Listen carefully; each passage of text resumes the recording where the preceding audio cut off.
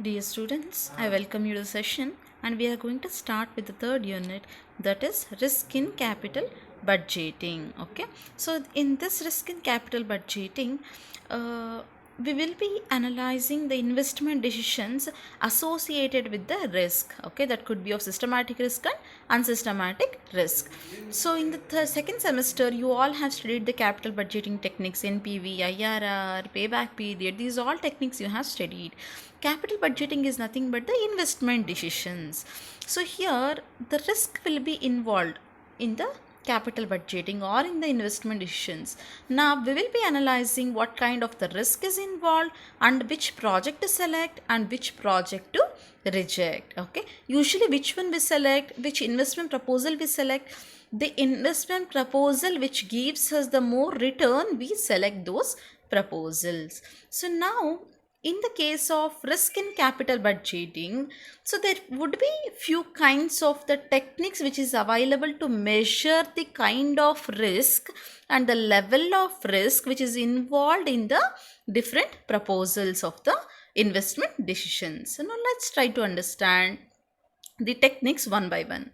So the first technique is risk adjusted discount rate. We also call it as a radar. Okay, so here to the discount rate, of course we all know why we require the discount rate. We require the discount rate to convert the future cash inflows into the present value. We require the discount rate, that is to bring back the future cash flow into the present value. We require the discount rate. That discount rate will be adjusted with the risk. That is the first technique. Second technique is certainly equivalent approach, and the third approaches are statistical techniques, simulation analysis, sensitivity analysis, and decision tree. Okay, so we will be having a problem on all this. I will be taking up one problem for each technique and we will understand. If you guys get any kind of doubt, you can always ping me or you can always email me with your doubts and I'll be happy to revert you back.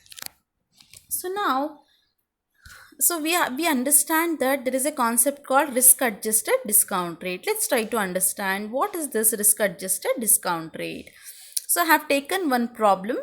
Okay, so risk adjusted discount rate is nothing but you will be adjusting the percentage of the risk which is involved in the investment with the discount rate. Okay, so now let's take this problem and try to understand how do we go about and solve this problem.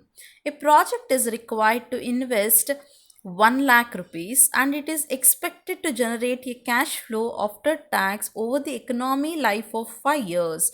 So here if you invest 1 lakh rupees today and you will be receiving the cash flow for 5 years. Okay, and how much you will be receiving? First year 20,000, second year 30,000, and the third year 35,000, fourth year 55,000, and the sixth year 10,000. Okay, so this is the cash inflow, what we call it as CIF, right? Cash inflow. And the risk-free interest rate is 7%, and the decision makers are interested to add 3%. What is this 3%? This 3% is nothing but the risk premium for the project. You are required to calculate NPV using the radar approach and suggest whether the project is acceptable or not acceptable. Okay, so first we have to find out the radar, risk adjusted discount rate. So risk free rate is how much? Risk free rate is 7%. And how much is the risk premium? Risk premium is 3%. So how much is the risk adjusted discount rate? Risk adjusted discount rate is 10%. Okay, and how do we calculate NPV? We know that we will, for the first column, we will take the years and cash inflow and 10%, refer PVIF table. Okay, so these are the values we get it, and when you multiply we will be getting this. This is the cash inflow minus initial investment is how much? 1 lakh rupees. So how much is the NPV? 13,020 is the NPV. Okay, so what kind of decisions you guys will be taking? Decisions will be, you can go ahead and accept the project, because what is the decision criteria for NPV? the decision criteria for NPV, if the cash flows are positive, you can go ahead and accept the project.